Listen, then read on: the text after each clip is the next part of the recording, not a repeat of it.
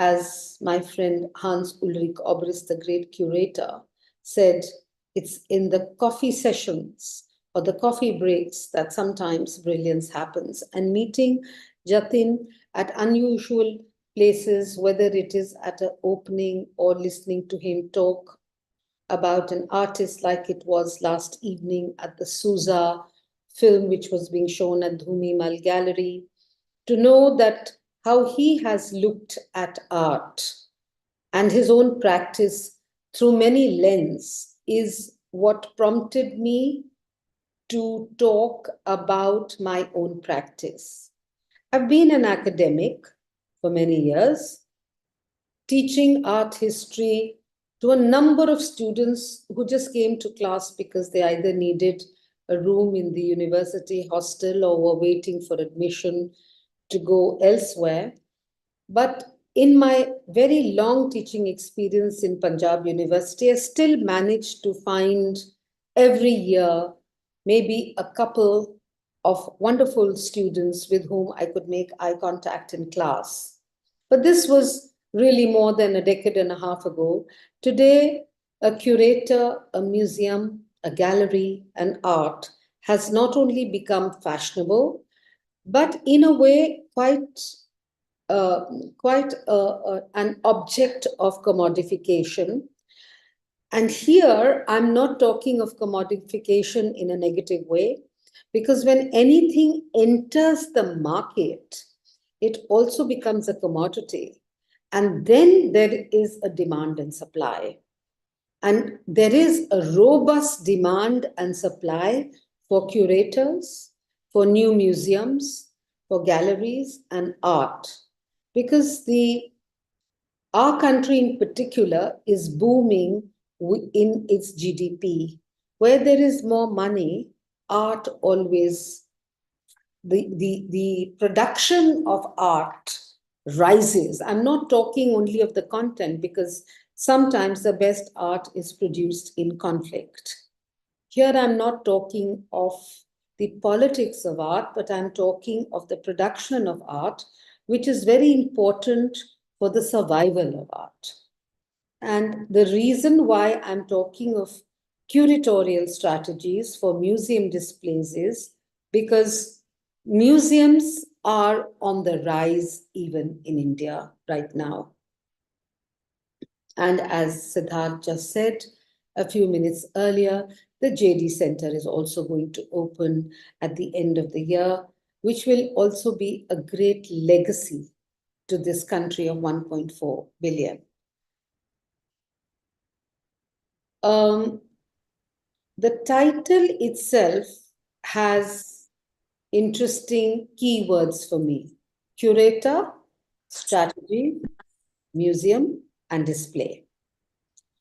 Now, what happens in the representation and interpretation of museum displays? Because the minute we think of a museum, we start thinking only of the first thing which comes to our mind, really, traditionally, is an archaeological museum. A museum where there are artifacts, where there are, archaeological objects, where there is stone, granite, frescoes, wall paintings, oil paintings mounted on the wall. That was the idea of a museum, a traditional museum, mainly archaeological. Over the years, in fact, in my lifetime itself, I have seen the definition of museum changing. We began, when we were young people, we began with the idea of the museum being a wonder house, a house of wonder, an ajaib ghar, where you had all these wondrous objects which you never saw anywhere else being present. And you went into a museum which was normally dark, with high walls, brightly lit, in the darkness of the interiors, paintings or sculptures, huge stone sculptures And there was a feeling of being overawed in the presence of such splendor. But today we have small bespoke museums also. We have museums of sense, museums of touch, museums of perfumes coming up. So the number of museums which are coming up is also incredible. However, in my talk, I am going to limit myself to 4 kinds of museums because these are museums with which I have been associated with. I will be talking of site museums which are present in near archaeological sites. I'm going to talk of royal museums. I'm going to talk of public museums, and I'm going to talk of indigenous museums. So these are 4 museums that I have been personally responsible for curating, and each of the museums have had a very, very different curatorial strategy. First and foremost, I want to talk of a public, of a royal museum, which is the Museum of Udaipur. Now, this museum in Udaipur is a very, very interesting museum. It could also be a public museum. It could also be a royal museum because it has been set up by the royalty, the Maharanas of Udaipur. This has the whole uh, museum of Udaipur took almost about 400 years to be set up. And this museum in Udaipur was built over nearly 400 years. And this has contributions of various rulers. It's called the City Palace Museum in Udaipur. The construction was started in 1553 by Maharana Uday Singh, the second of the Sisodia Rajput family. And he was the ruler who shifted his capital from Chittor to the newfound city of Udaipur. The palace is located on the east bank of the lake Pichola and has several palaces built within its complex. I do not have images of the external facades of what I'm talking about, but I'm just going to give you a little background before I come into the sculptures and how I did the sculpture gallery. The City Palace Museum is built in a very flamboyant style and is considered one of the largest of its types, except the Mehrangarh in Jodhpur.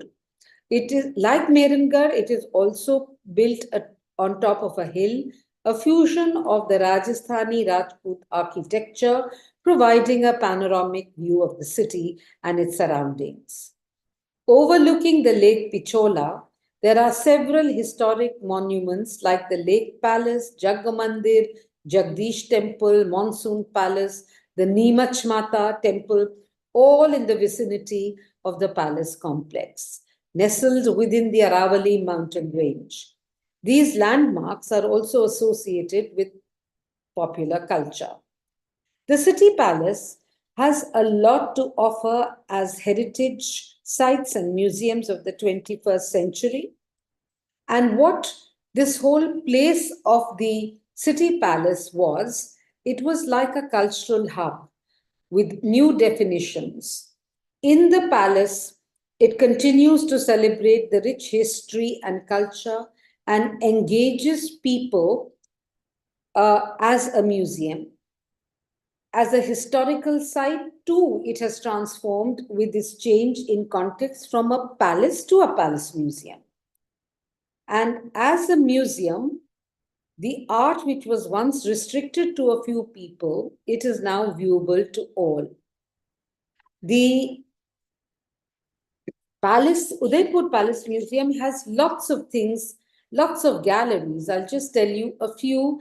It has a separate team of curators and conservators for each collection, such as the Armory, the Silver Gallery, the Sculpture Gallery, Textiles Gallery, Music Gallery, Photography, Painting, to name a few. I'm going to show you some images of the Sculpture Gallery, which I designed for the City Palace Museum. What had happened was I had gone to meet Sriji of Udaipur to borrow a few sculptures when I wanted to do the show, The Spiritual and the Erotic, the Kama Sutra, in Paris way back in 2014.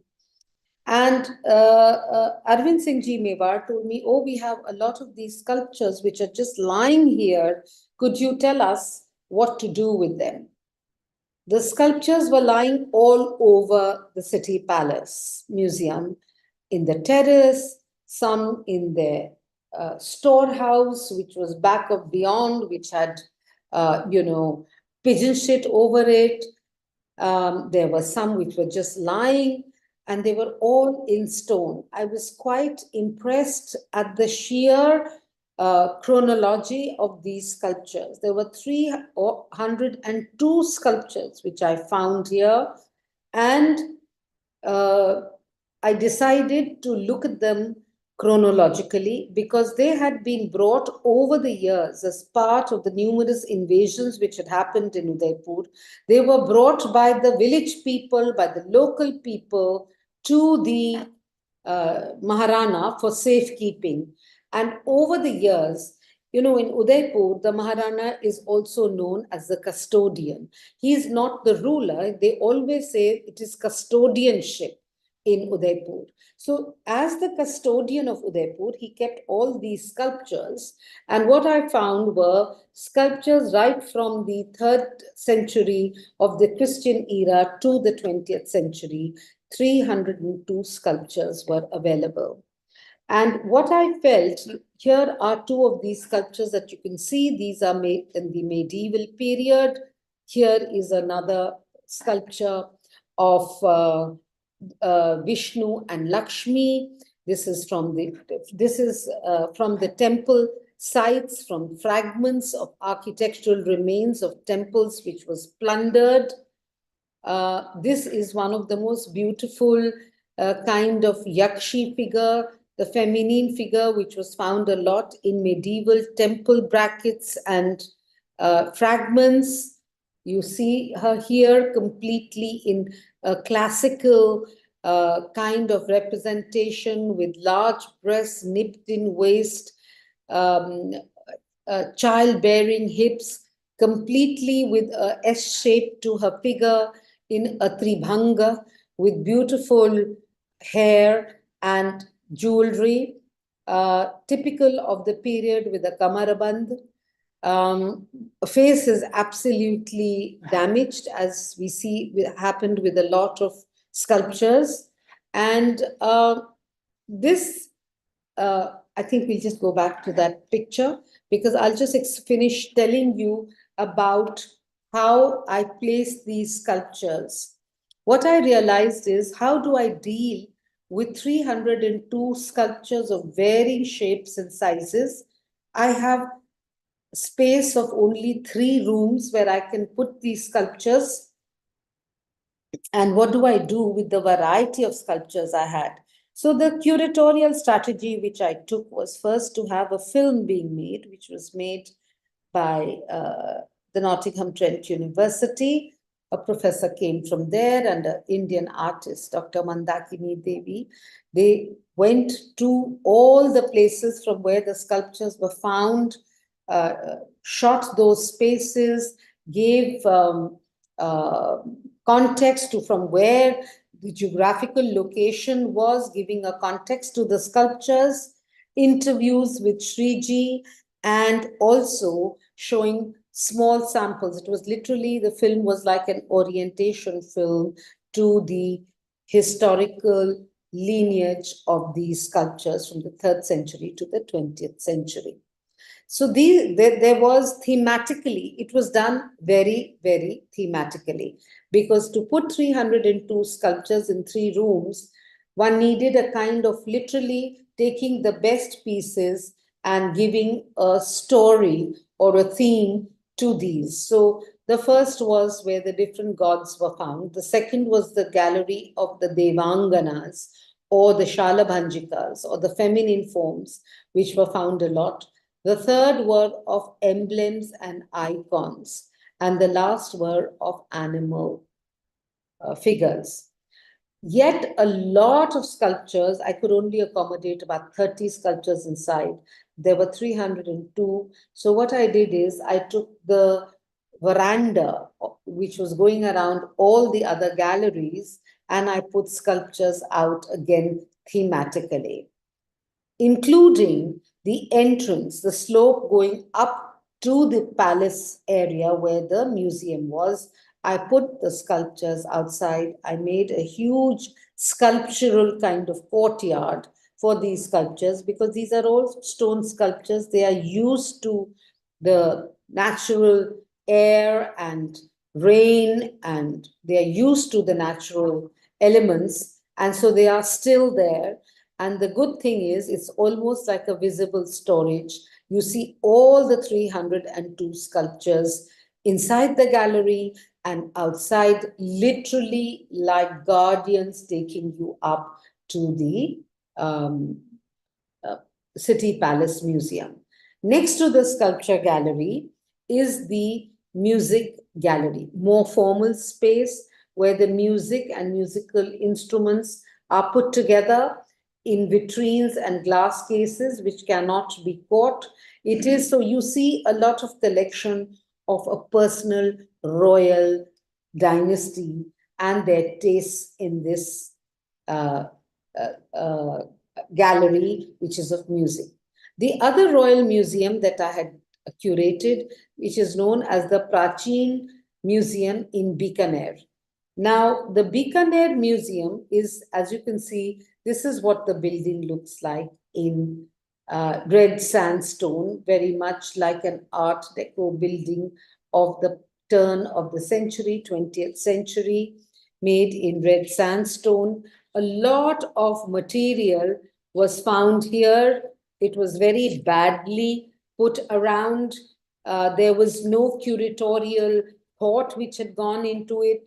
Things were just put, accumulated in one room, from one room to another. They were just splashed around and thrown around. This museum, as such, got a new lease of life by the Princess Siddhi Kumari of Bikaner in 2000, who wanted to display the culture and heritage of Bikaner. The museum had a lot of paraphernalia belonging to three generations of royal women, along with furniture and silver used by the erstwhile Maharaja of Bikaner. In fact, in India, you have a lot of royal museums, because every pre-independence India, there were royalties everywhere, and they were great collectors. They collected from everywhere, from different parts of the world, from China, from Europe. Indore is known to have the best Art Deco collection from Europe too, from Calder to Man Ray to the Manik Bagh Palace, which was done by, thank you, which was done by a German architect. So this Royal Museum too, like all the rest of the royal museums that we have, they had royal costumes, jewelry, weapons, textile, and decorative arts. Now, since there was such a, literally, to use an old-fashioned word, hodgepodge of materials which had just been thrown there, I thought the easiest and the best way to my curatorial strategy involved showing some of the best, not quantity, but quality. So I concentrated more on a clean display and showing the best of textiles, the best of paintings, the best of weapons, and even royal costumes.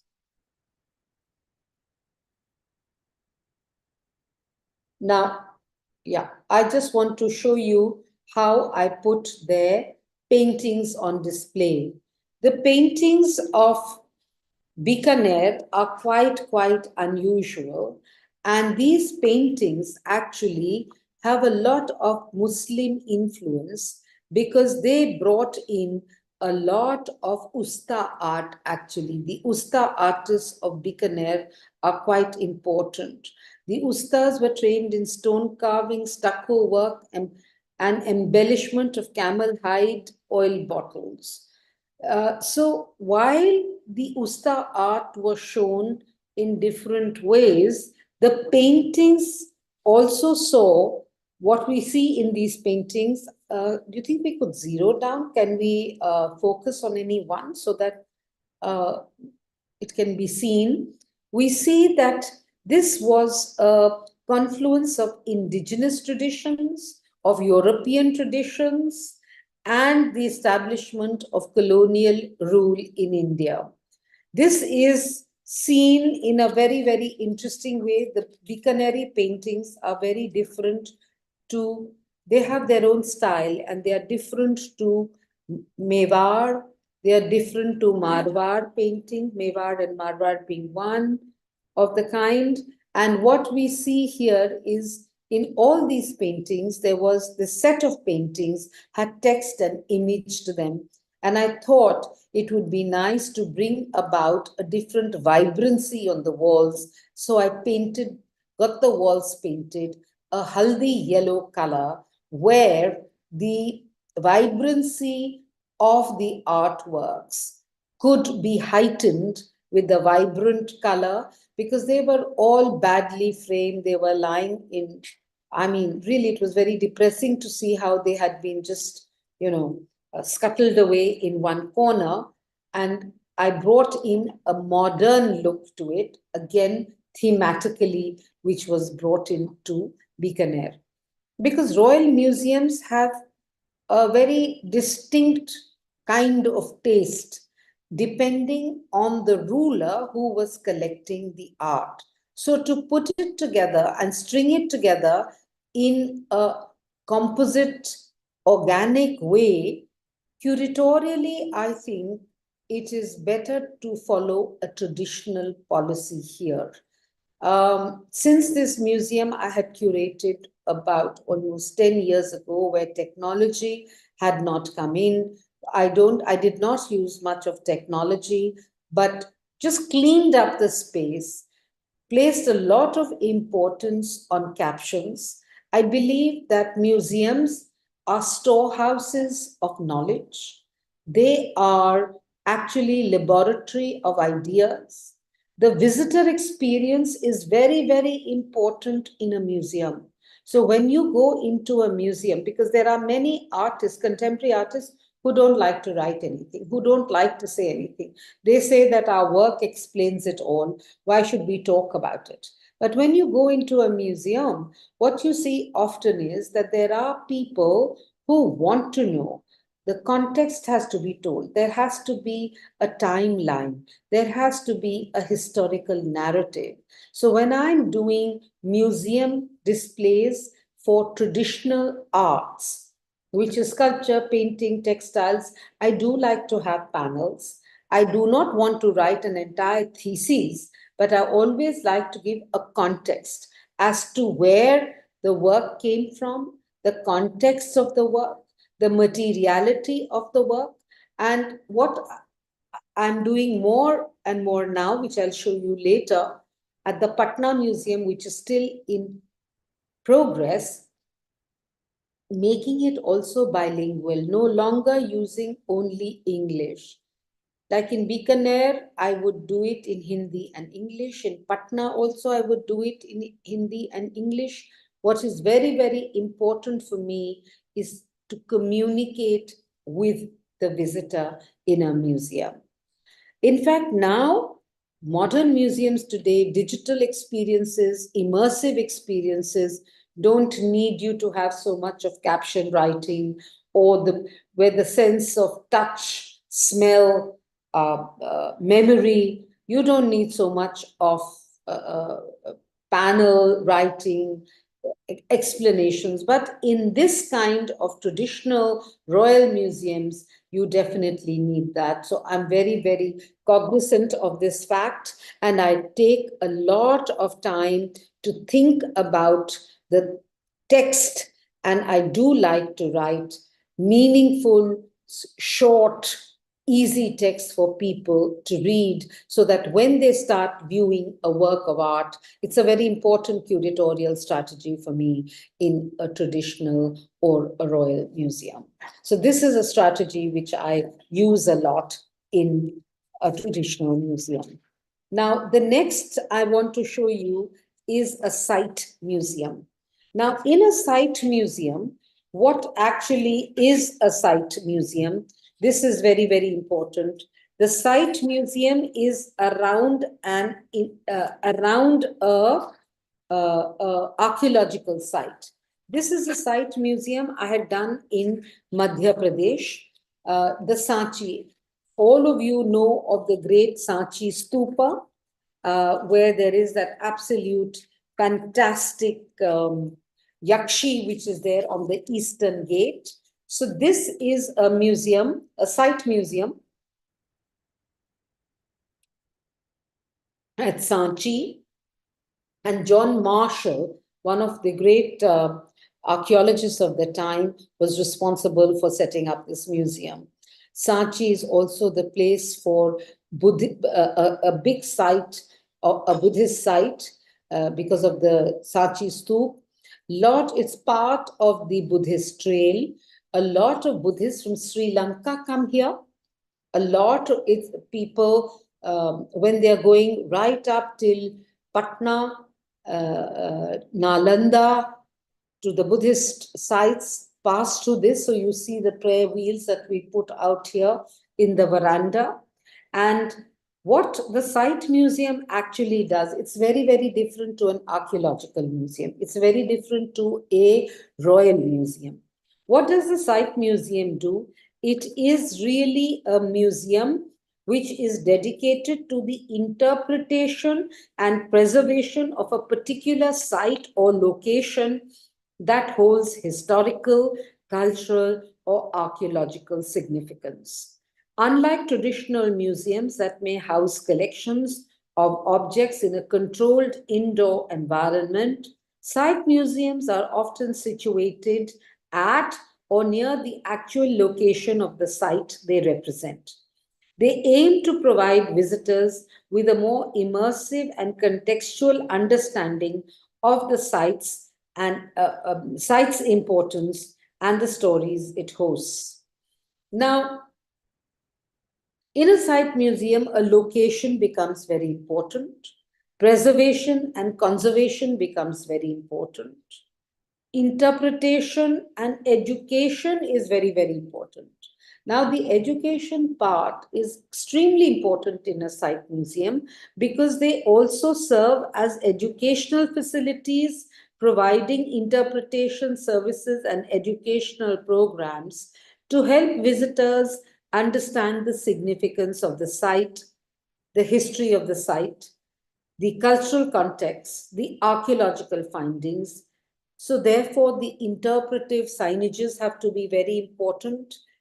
Guided tours are very important in site museums, including multimedia presentations, particularly what in the old days was called the sound and light show, the son et lumière, because that helps the layman who comes to really get the immersive experience of the site.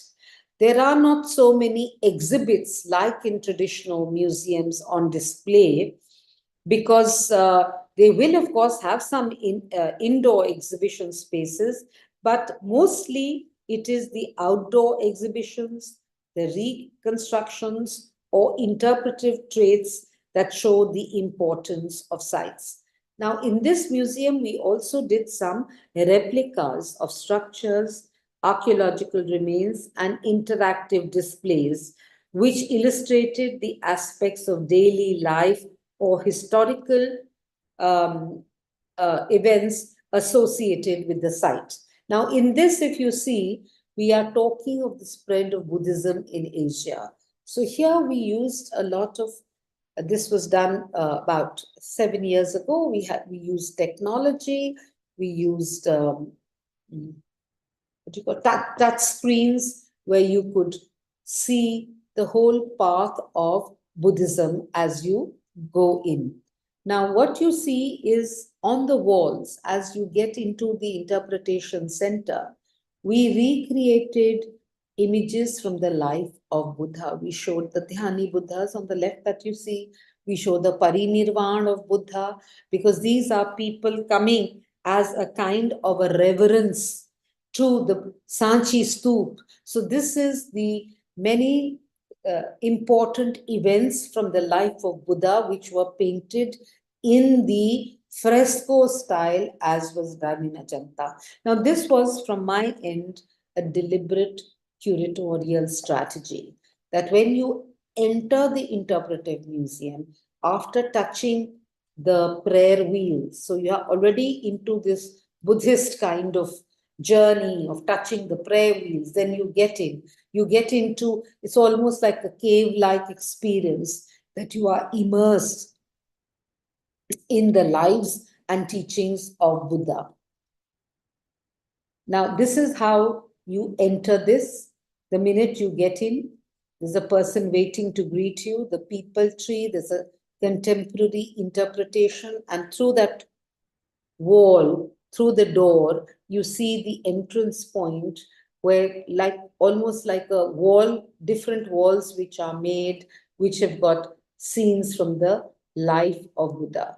Now you see outside, you have the sound and light show which happens in the evening before the children's park, and not just children, but even adults. You see the whole concept of drama and performance is very, very attractive. So in the evening twilight time, in the children's park, if you see an animation or film which is telling you the context and story of Buddhism, it's extremely interesting. Now, I'm just showing you just as a context, the National Museum of Australia, because I want to talk of how countries like Australia, who also had a very, very strong indigenous population like ours, developed modern museums to talk of their past and present. Yeah.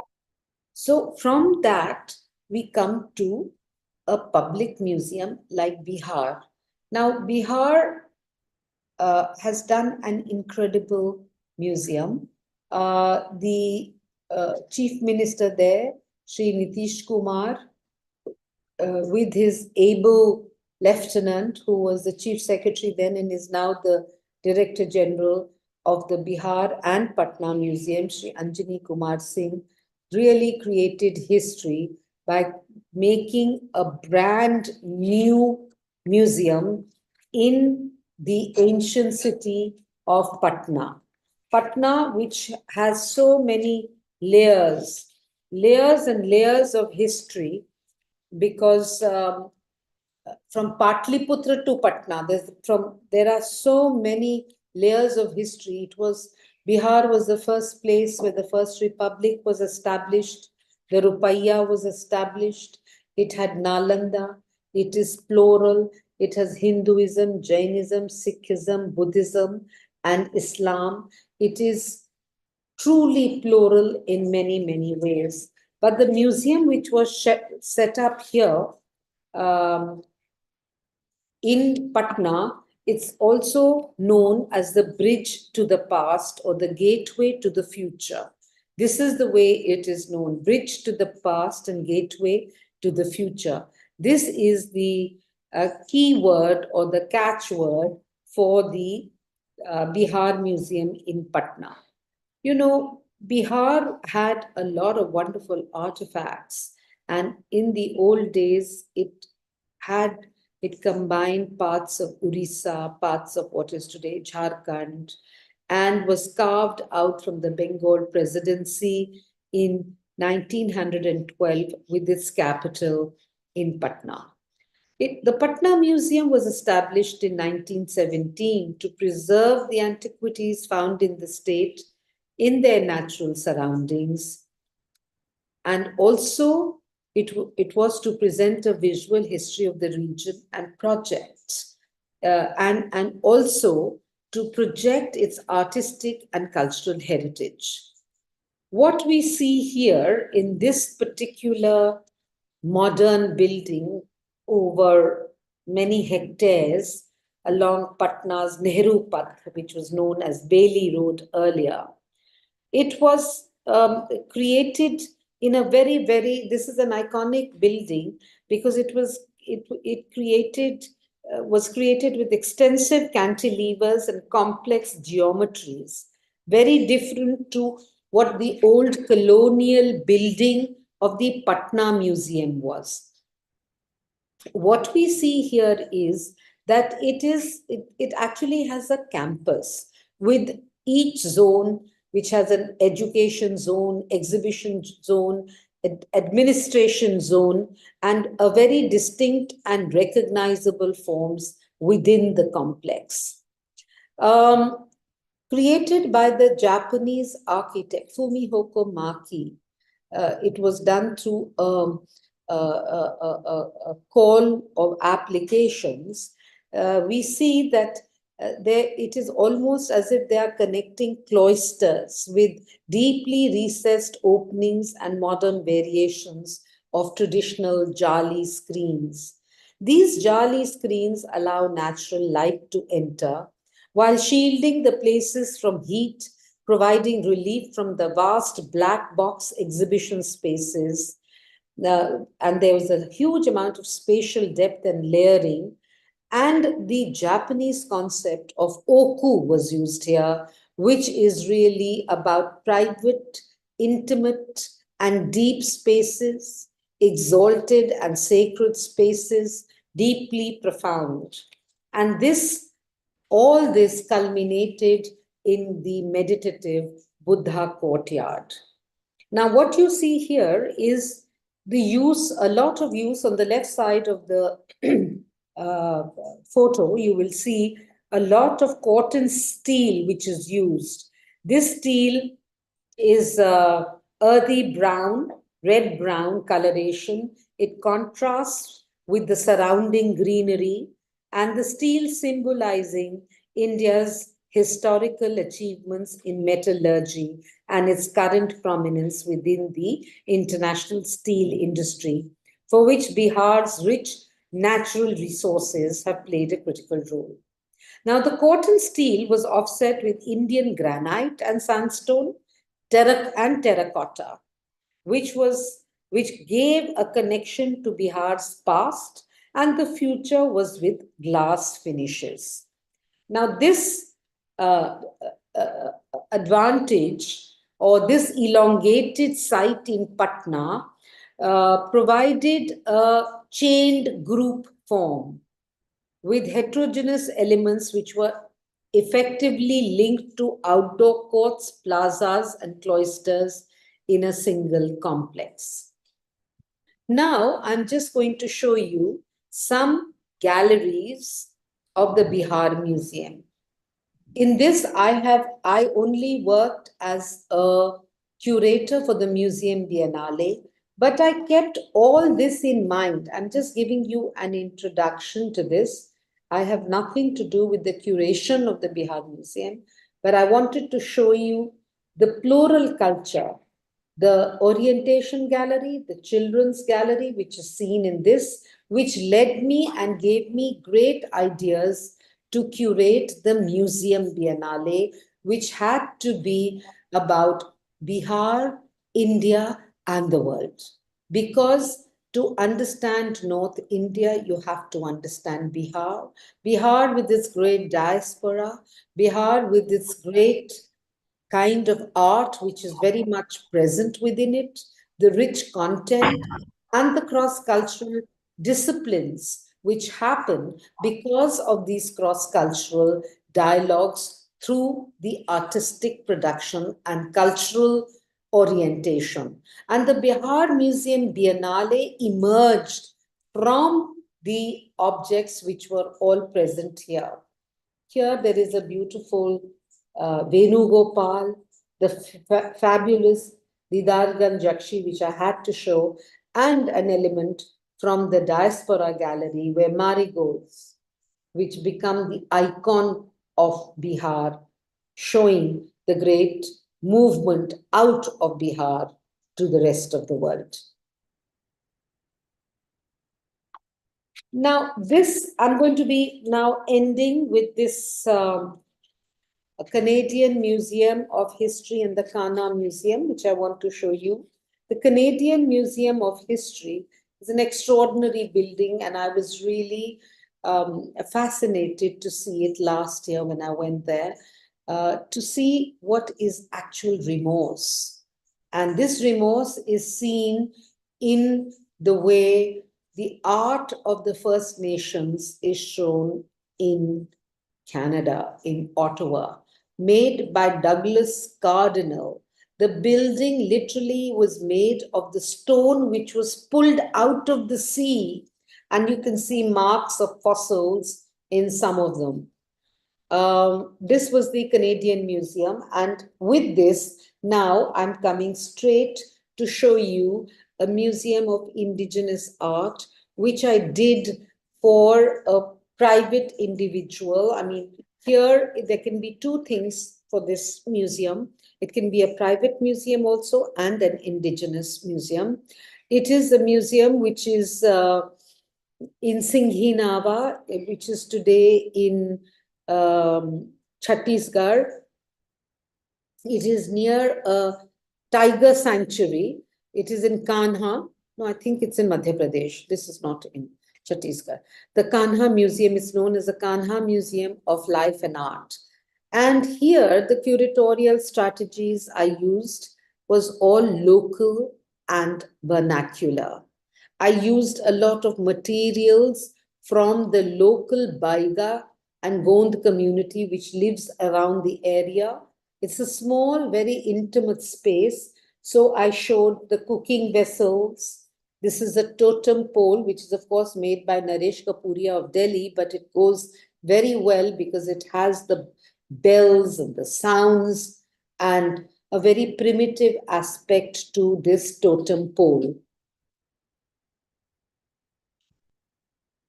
The outside of the museum too, of course, it has a combination of tradition and modernity. There are solar panels on top.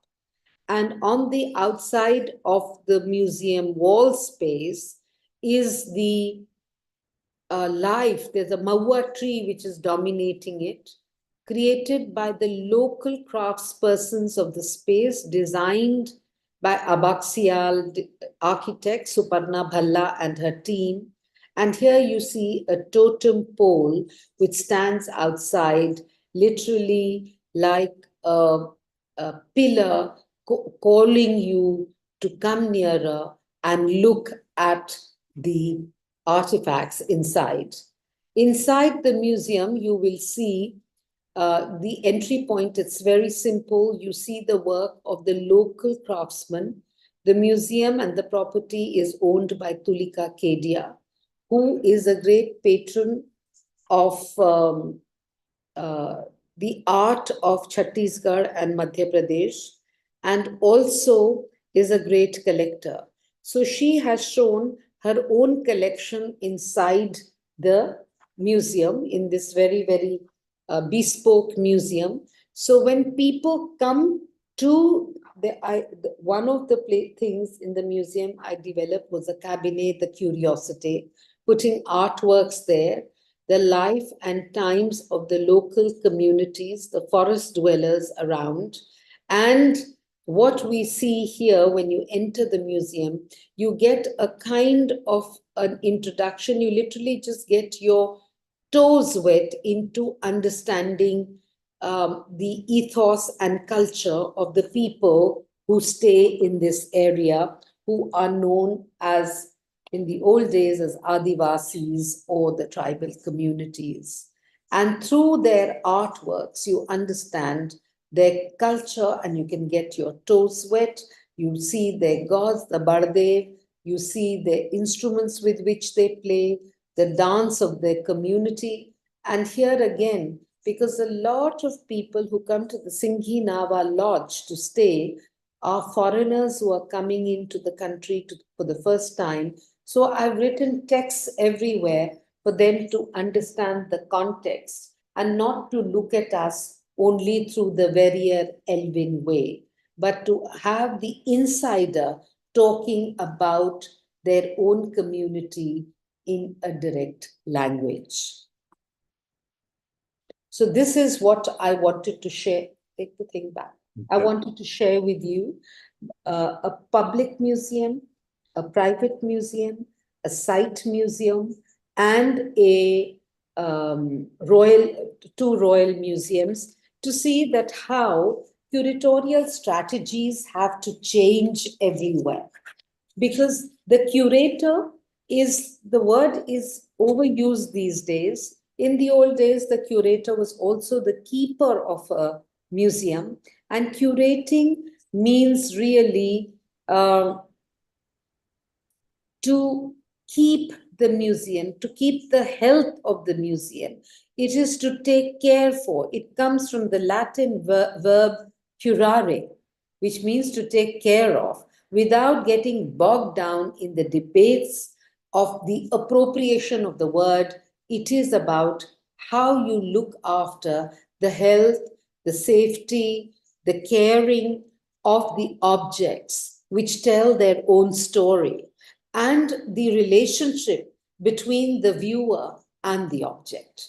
So, museums, curating, strategies, these are things which change with each museum, because each museum has a life of its own, each museum has a particular role to play, and each museum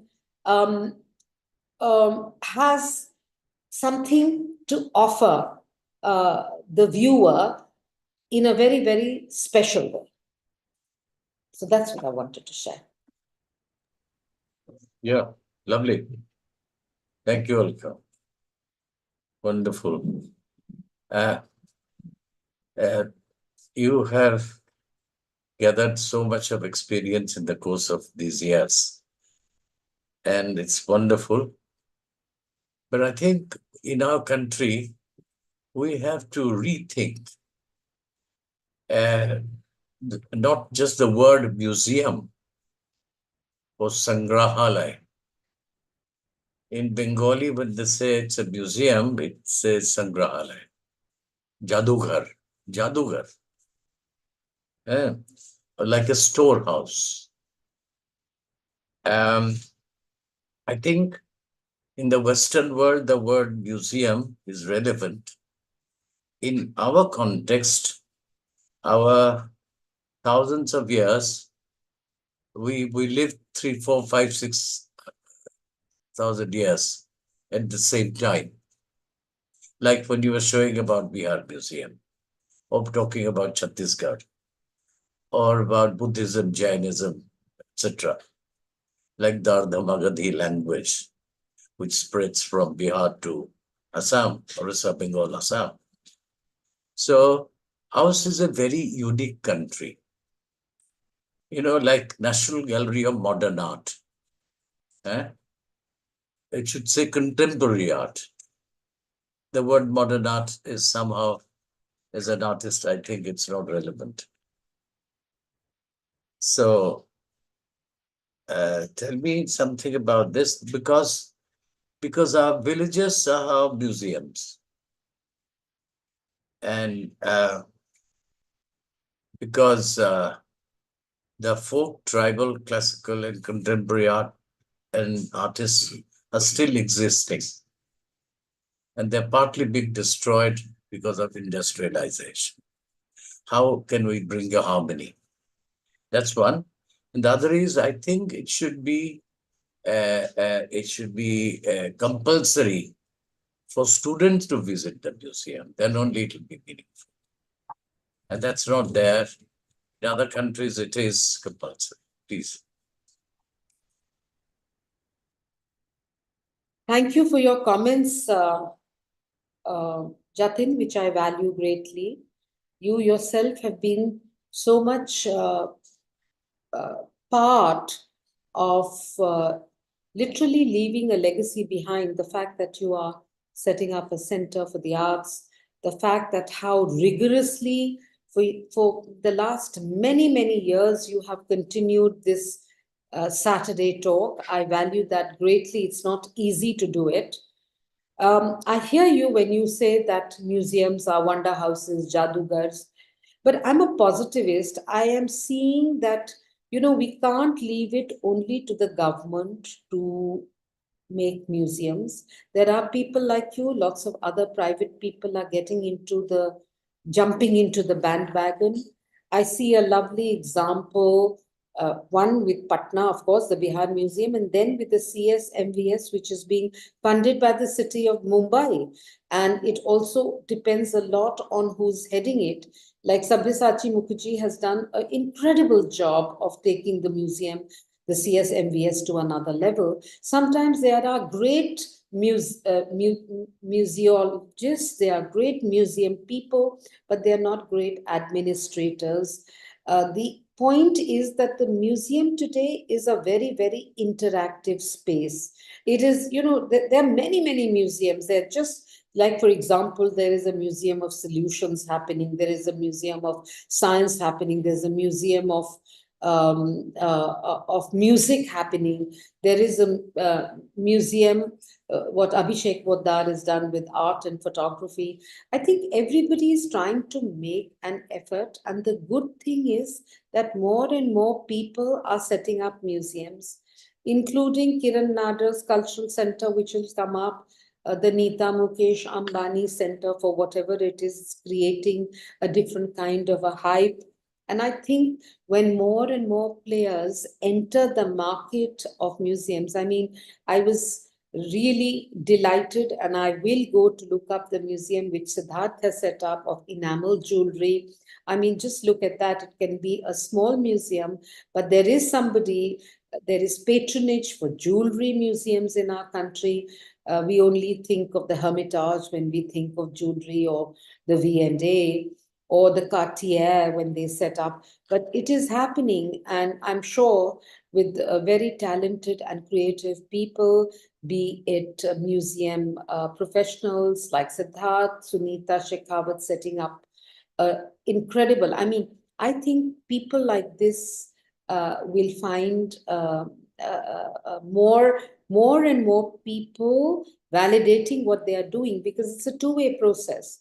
If museum professionals are doing work, and if they don't get their appreciation or visitorship to the museum, then it will not survive. So, but I think India is now getting ready for this kind of a cultural renaissance which is happening. We are taking a greater pride. We are going more. I think the museum going public has increased a lot more than before, but we really still need to.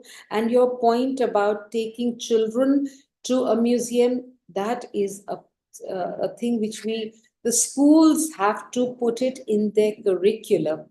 I don't know. I think some of the IB schools with their subject of theory of knowledge, they are getting a bit in. Some private universities are getting in, and I see a lot more younger people coming into galleries nowadays, whether they are coming for free booze or free food. I don't know, but it doesn't matter to me. Something will stay with them if they come. So I think we are ready. We are on a springboard. We are also becoming more aspirational. And I think a lot more people are getting to view museums. And I also think museums need to be a little more trendy, like when the president of GIME came for our Biennale conference to Patna in the August of last year. She made a very interesting point. She said, we got Beyonce to come and take a photo with one of our great art objects and put it on Instagram. And so many people, they came to the to what many French or Parisians would say, the boring museum like the Guimet, which is a archaeological museum. So many people, there was a sudden burst of people coming. So I think we need to also market our cultural heritage to the younger people, and they will come. They are really also curious, but we also need to pull up our socks and whet their appetite. They are very demanding, they are bright, they are young, they have this in their hand, and they are connected to the world. So I think it's a two-way process. We need to get them to come in, and we need schools. You have some enlightened principals who will do it, but we really need to work there. And I think program like this, other programs, putting it on YouTube, Insta will help. Thank you. It's wonderful. Wonderful. I think what was really exciting, I think, for us was, Alka, that you have had such diverse experiences and things that have gone into your making as a professional, but also your trajectory in life. Because, having from Panjab University to the UK, looking at modernity, looking at tradition, looking at also over the ages, be it gender, sexuality, but the arts per se. And also the fact that you curate and you run an art gallery, and still being able to do things like a biennale or an exhibition, from the NGMA. So it's such a fascinating thing, because I think it's also something which is such an exciting blend of things, and people can only aspire to that. I remember the first time I had met you, I don't know if you remember that, was in 2003. I was at the VNDA, and you had come there, and I remember it was a Morris room, and there was a talk of someone's, I can't remember. And that was my first 21 years ago. And I've come to quite a few of your exhibitions. I think that's why we were very excited to even have you give this talk, which, such diverse museum parts that you've been, from archaeology to modernity. And when we look at experiences like this around the world, are there some things that come to mind? Because it's not about West or East or modern or traditional, but because you are in all those realms, are there some that you think are beautiful case studies or have done something quite edgy? It doesn't have to be funky necessarily, but something quite edgy that comes to your mind. So, Siddharth, it's a very interesting question. Personally, there are two things which are engaging me at the moment. One is this complete immersion. Everybody's talking of immersive experiences. When I was in the UK last year, I saw this Nalini Malani was the first person who got this award from the National Portrait Gallery to do an immersive production. It was really nice. And, but for me, immersion, it's very fragmentary and it goes off. Sure, technology is very important. I'm not decrying technology, but for me, the actual experience is between the object and the person. So when I went to this museum in Ottawa, in Canada last year, not the Museum of Man, which I showed, but this other one, which was done by Safdi, Moshe Safdi. I mean, the objects were little. It was a museum, the modern art museum. The scale, the water feature inside the museum, the way the artworks were done, they were minimal. But there was space to breathe, to have that interaction, to have the space. The space could have been a little overwhelming for some people, but the fact that there were spaces to sit around the courtyard, I think to make museums friendly to the viewer is an important thing. We should become a little more creative in our displays. In fact, I'm very, very eager to see your enamel museum and see what you've done, and also see the exhibition you're going to be doing next week, to see how young people like you are working and bringing in another kind of, today it's not just the object, it's also the dissemination of information, which is important. While technology is overwhelming us with AI, with the metaverse, with people now just looking at NFTs. I mean, sure, these are important things, but the actual aesthetic experience, which for me, the rasa, happens only with the actual art object. So we have to have a judicious balance of both. So when you're asking me, what is it, what is, the thing, what is engaging me and what is also worrying me at the moment is this absolute, like this tsunami kind of interest in technology. And it always comes, pummeling itself from the West, and we kind of are there, literally like the dragon waiting to, engulf it. I think we should take a breath. We should look at the great cultural, rich heritage that we have. And we are very bright. Indians are literally ruling the world. We should take a breath and decide at this judicious balance of technology and the interaction between the visitor experience inside a museum. I think museums are going to be the next laboratory of ideas. Is there anyone else who would like to pose any questions to Alka Pande? Please put on your thing, and please you feel free to put on your videos and ask away. I was wondering if Alka would care to say something about rasa, since she did touch upon rasa.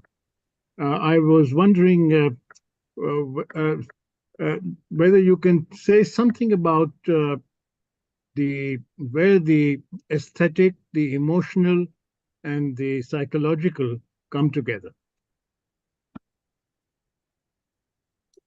It's a complex question, but I'll try and answer it. So what happens is that when you look at an object of art, for me, it is almost like particularly antiquities for me. I'm talking of antiquities. And if I stand in front of an object, for me, it's like having a darshan. It's like having an inner pilgrimage. And when I'm looking, say, for example, when I stand in front of the Didarganj Jakshi at the Bihar Museum, Shringar, the top of all rasas, when I look at this beauteous woman who is standing half unclothed, in fact, her nose is chipped with a chauri in her hand, and I keep looking at her long and hard, I'm enveloped and suffused with a feeling of great joy, because as a woman I see a very beautiful woman, not a size 0 today which everybody is craving and starving themselves with, but I see a real woman with heavy breasts, narrow waist, perfectly formed body, and I'm looking at it and it's giving me untold joy, the rasa of Shringar. I feel it. In the same way, there is a beautiful kind of a Dashavatar of Vishnu there, beautifully done in black sandstone and the Navagrahas. Now, as I go through that historical gallery, I am absolutely charmed. I'm looking at the Navagrahas, but what that Dashavatar of Vishnu does to me, again, I stand there looking long and hard, and it is literally like a darshan for me. And when I look at an object long and hard, there is definitely a flow of some rasa which happens from that process of viewership. So, do I feel spiritual? Do I feel happy? Like I'd just gone and seen this exhibition at the CSMVS, and I saw this fantastic image of the Varaha avatar in the middle with many, many objects which had come from Greece, from Egypt. But my eyes went on looking at the Varaha avatar. Maybe I felt close to an Indian image rather than the beauty of the perfection of the Greek marble statues. So the rasa which transferred occurred between me and the Vara was absolutely of intense feeling of joy. Again, I felt a kind of deep emotion when I was looking at it. So, rasa for me is about ingesting, enjoying the emotions of viewership.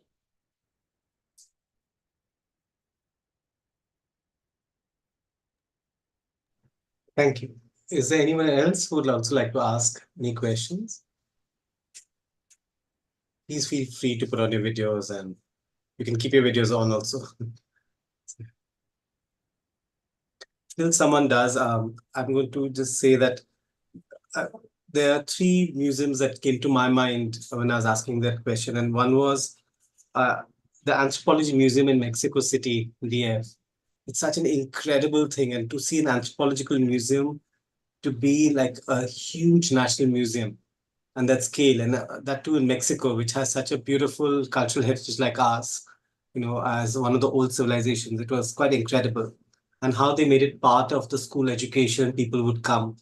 That was one that came to mind. The second was there was an incredibly moving exhibition, possibly one of the two most moving exhibitions I've seen in my life. And it was the work of the animator William Kentridge, the South African animator. And it was shown in Tokyo. I can't remember the museum. I think it was the Metropolitan Museum. And it was all these films about the apartheid. Okay. And there were these huge darkened halls, and each wall had only one animation film that would play. And it was just this kind of sadness of what violence did to people. And it was riveting. It was just music, and being typically Japanese, you didn't hear any of the hundreds of people who were there.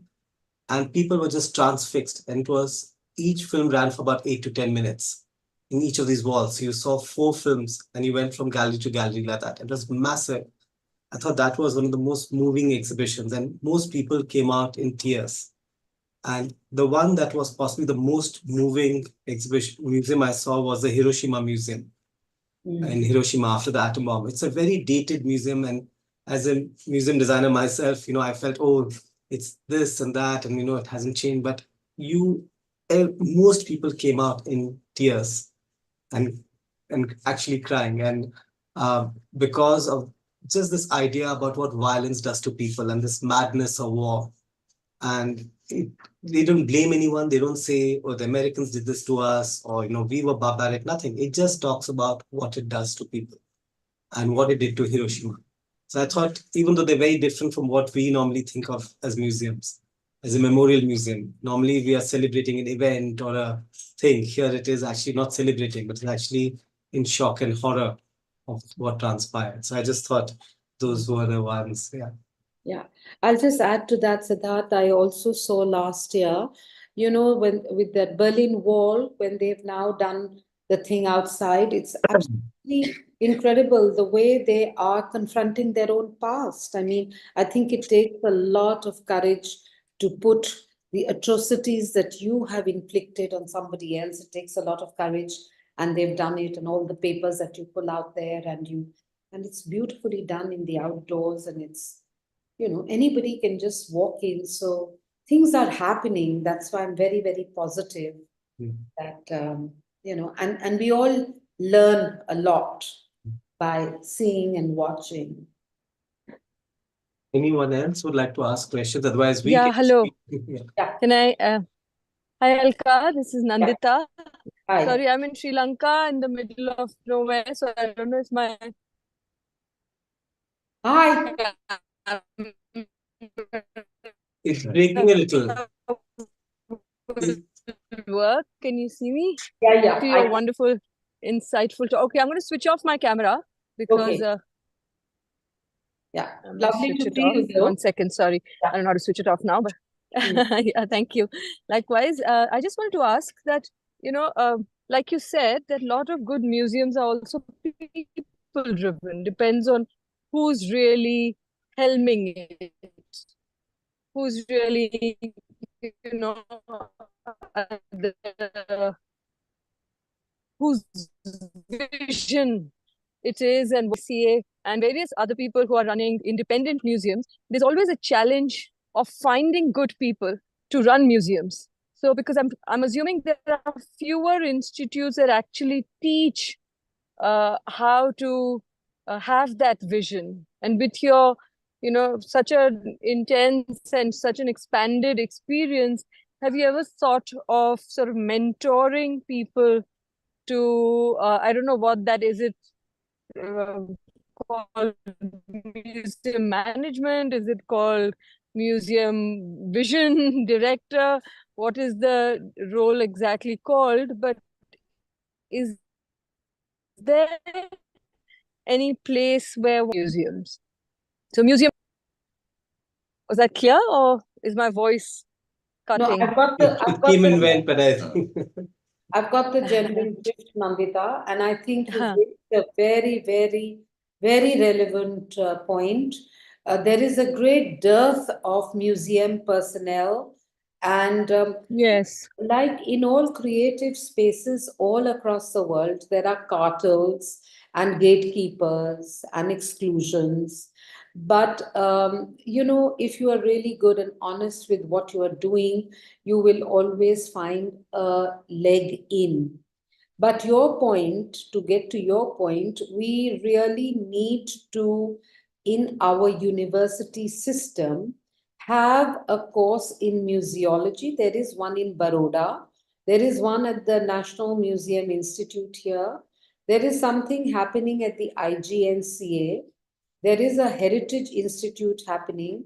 But art has always been a little snotty as well. And if we get one of these private universities to, I'm sure they'll do it because it's also based on demand and supply. It will happen. As I said, I'm a positivist. It will happen. But, we in India take art really at the bottom of our feet. And since I and, your dad and we're also devoted Yes. to the arts, we want to take it like our top hats. But I don't know when the twain will meet. As to me being open to mentorship, absolutely. I would love to share my knowledge before I pass over because I believe in this Japanese proverb, young horses to ride and old horses to guide. So, what people like me bring with age, experience, Wonderful. expertise, I'm happy to share and I'm happy to do it. I would love to Thank because, yeah. you. Thank you so much. there's a question from Shruti Chakravarti. Would you like to ask it yourself? Hey, hi, I'm Srishti. Hello, ma'am. Thank you so much for this wonderful lecture. And I have a very naive question, and I'm really not sure if I'm choosing the right set of words also when I'm asking this question. But how are you so wonderfully able to describe about the beauty of a woman, a naked woman? There's no attachment of a shame or a taboo to it.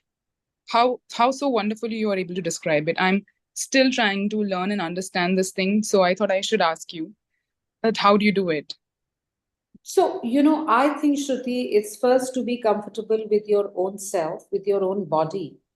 It takes a long time because we in India, I don't want to use the Western world body shaming. We don't do that. We are, my generation was always made to feel guilty about looking at yourself. Now that we have to get out of, and we must celebrate the beautiful body because I really believe that the woman, I know people say David or by Michelangelo is the most beautiful piece of human figuration. I don't believe in that. I think the woman is the most beautiful creation of in all of humankind. And I think the minute we get comfortable with our bodies, we also learn to appreciate another body. And I think a woman's body is a very, very beautiful body, even if what they say may be overweight, less weight. If it's shapely, fine, why not? And I think a woman's body is made not only for pleasure, but also for creation. So we have to understand and, really celebrate being a woman and enjoying the woman's body. I mean, this whole thing, we are not a country of shame, we're a country of pleasure. We come from the land of the Kama Sutra. So we should take pleasure in pleasure. Thank you. Mr. Ajit Mathur, you had another question. You raised your hand. Ajit Mathur, are you there? Yes, I'm here. Yeah. A very quick question, but I'm not able to start my video because the host has stopped it. But I'll just speak out my question if you can't see me. Languages are windows to cultures, and I'm wondering whether we have any good museum of languages anywhere in India or anywhere in the world, because the National Museum exhibit on the languages is pathetic. And I haven't come across any good museum of languages in India or anywhere else in the world. Well, I know that there is a museum of word which is taking place in Kolkata. This lady called Shikha Jain of Drona is doing it. So, but this will also be, I think it's by the Department of Culture. I don't know of any museum like that, except for this Museum of Word, which is taking place in Kolkata. I suppose if one starts looking for it, you'll find something. And if there isn't, I'm sure it'll be in the making somewhere. Because we have an amazing diversity of scripts in India. There's no place where we can even see the scripts and have a narrative around that, starting from Indus Valley and going right up to Brahmi and Kharoshti, and then Prakrit, and getting into Sanskrit, Tamil. I mean, we just simply don't have any narrative around our linguistic traditions anywhere. At least I am not aware of it. If you are, I'd be happy to know. I don't think so. But I can tell you of a lovely project which Jaya Jetli had done on Akshara, on the Akshar, and just touching the tip of the iceberg of what you had said. She had worked with craftsmen all over the country in different alphabets of their own language. So she had worked with a person from Andhra, with a person from Tamil Nadu, from Himachal. So she had done one project. But I suppose if you write about it, Ajit, maybe somebody will take cognizance of it. I believe that is the power of the word. And if you write about it, maybe somebody will listen and it will happen faster than we think. There is a Central Institute of Indian Languages in Mysore, though. Yeah. There is a museum of Adivasi languages in Tejgarh in Gujarat. Can you hear me? Yes, I can hear you. Yeah. So that was designed and started by Professor Ganesh Devi. And it has the description of each Adivasi language, as well as the sound recording of few lines in the language, So you can hear how it sounds, and the place from where that particular language is. It's in Gujarat at a small place called Tejgarh. So I had gone with Ganesh Devi by car. So it was about, I think, a couple of hours away from Baroda. But it's a wonderful work done by him. Thank you. Thank you very much. I'm familiar with Ganesh Devi's work. I have read all of his books. I mean, amazing work on tribals. And I still wonder, because there are many missing links between our expressed linguistic traditions, but also of sound. So it's a little more than just Akshara, because we need to be able to understand what is the expression of sound in various forms of our literary heritage.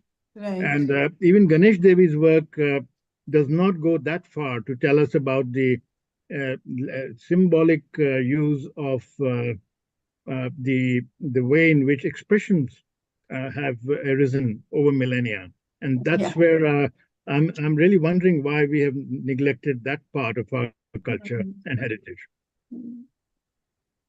There's also a question for you from Shruti Chakrabarti, and she's not able to speak because she's got some issue with her mic. The question is to get people interested in visiting museums. Do you think the starting point is reaching out to children? And to get children interested, are our museums too serious and a bit aloof?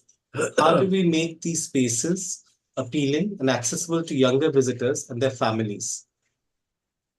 By having cafes, workshops, interesting things which the children like to do, not what you want them to do. Again, have a mix.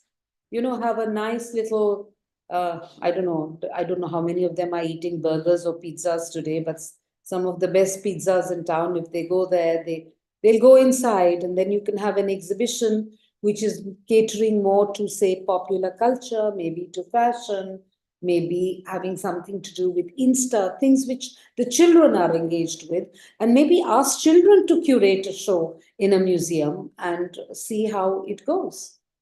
I think that may be one of the points.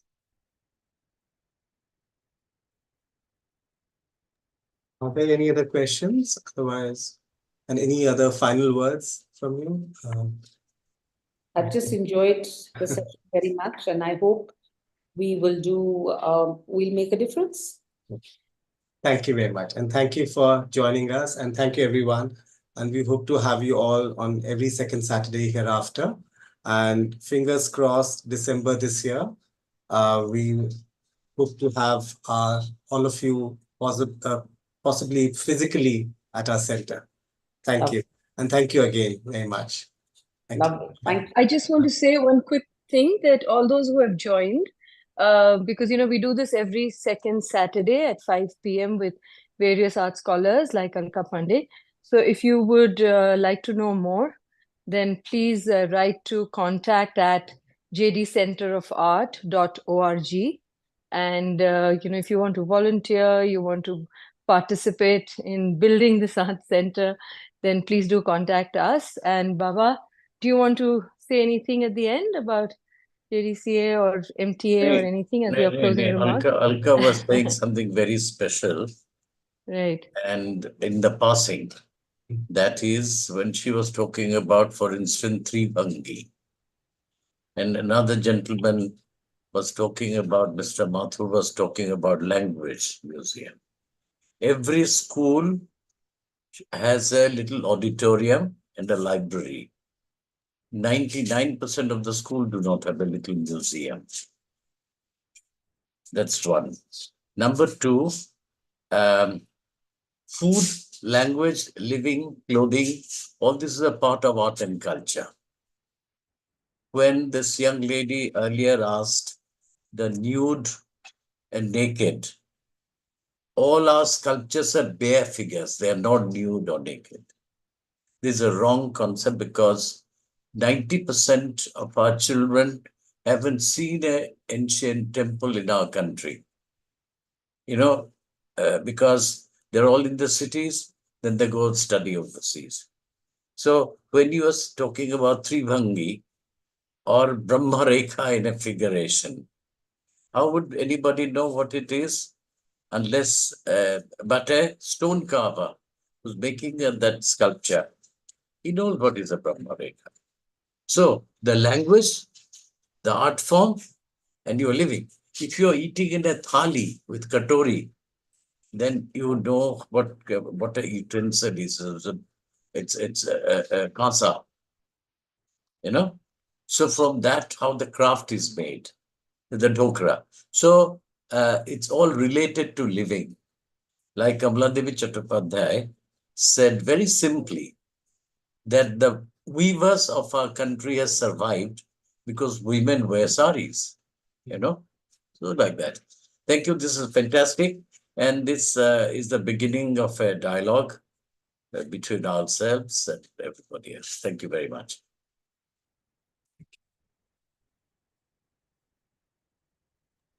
Thank you. See you all next second Saturday.